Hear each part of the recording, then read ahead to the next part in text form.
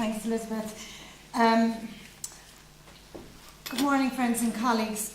It's with great pleasure that on behalf of the Executive Council I welcome so many of you here this morning for this very important information seminar on the whole issue of safe practice. As you can see, we have an agenda which is full of expert and, dare I say, influential colleagues. And I'm sure we will all look forward to hearing from them, and particularly their perspective on how we must learn from events and at all times ensure that nursing and midwifery care is delivered to the highest possible standards through safe practice. As an Executive Council, we feel it is essential for the organisation to assist and support you, our members, in ensuring that safe practice is available and achievable in the current climate. As clinical nurse and midwife managers, you are pivotal in ensuring safe care to patients and clients at the front line. This is why, over recent months, we organised a number of regional evening seminars and workshops, again with the core theme of safe practice, identifying clinical risk and how all of this should be properly documented. Confirmation of the fact that we are providing essential supports and information was very concrete in the large number of CNM and CNM members who attended these workshops, and indeed the demand for further workshops into the future. In reviewing the feedback, the Executive Council also felt it was essential to have this national day where we could bring you together from all parts of the country and areas of our health service to hear keynote speakers on this vitally important issue of safe practice and learning from recent history.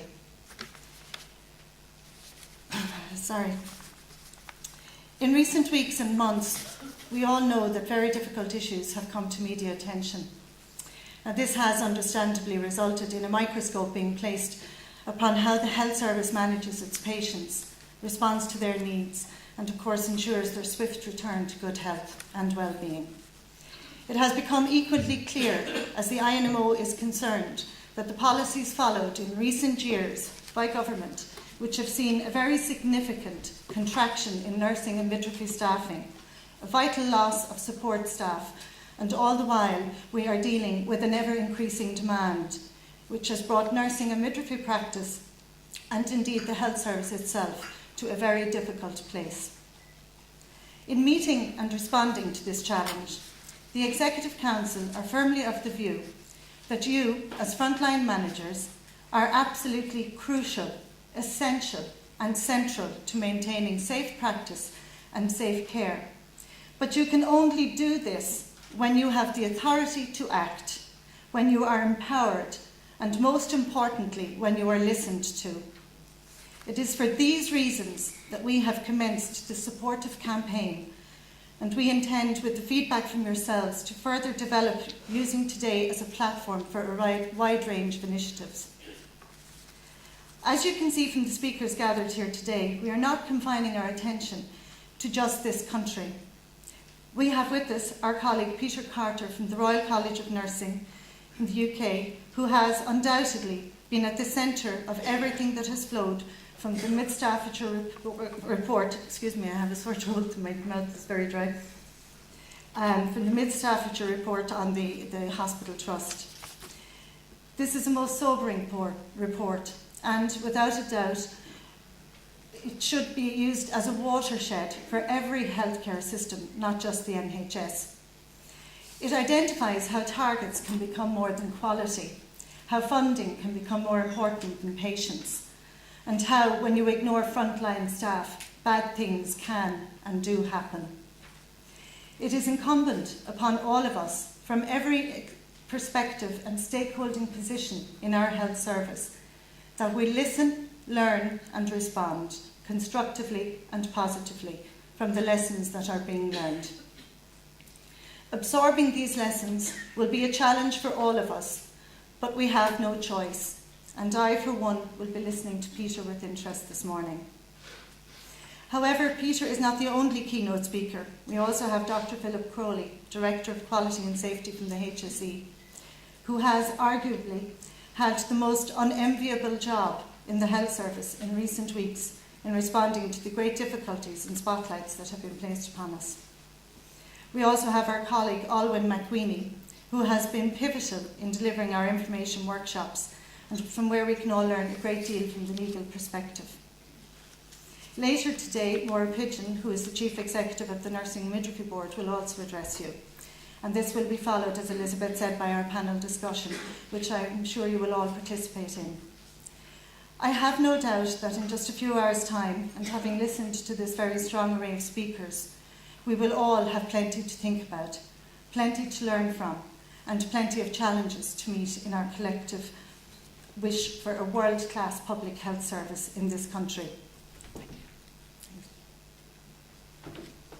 Stand there. Thank you. Friends and colleagues, safe practice is not negotiable. It is not a negotiable dimension of healthcare. There is nothing, and that includes finances, which should be allowed to stand in the way of you as frontline professionals, particularly, I think, for all nurses and midwives, in determining what resources are required to look after patients and clients and to manage their illnesses and difficulties. Safe practice is about responsibility. Safe practice is about autonomy. But safe practice is also about us as collective professionals assuming these responsibilities, being given the autonomy, and not having others make decisions which compromise care, by extension, compromising us. Throughout 2013, the INMO, following the retirement of the previous Chief Nursing Officer, was determined that we should have a new Chief Nursing Officer appointed at Assistant Secretary level in the Department of Health and be a member of the strategic management team of that department.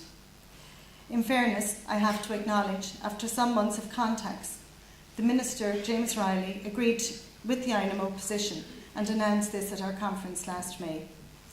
Following competition, our long-term friend and colleague, Dr. Siobhan O'Halloran, was appointed to the position of Chief Nursing Officer of Ireland at a senior department level.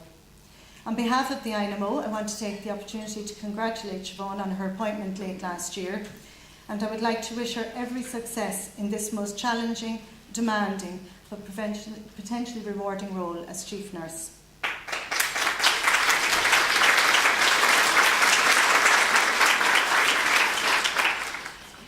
In opening today's proceedings, as Elizabeth said, I would also like to acknowledge that it is European Perioperative Nursing Day.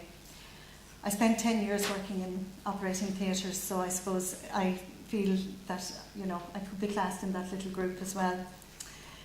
The aim of the day is to highlight the contribution that they have to make in the delivery of care. It's a day of reflection, a time to focus on the profession and the service offered to the public. Now, I'd like to borrow their theme because I think it is relevant to us all. And they also ask that we encourage all to stand up for what is right. Stand up for your patients, stand up for your colleagues, and stand up for every citizen and what they deserve, which is safe healthcare. I won't delay you any longer.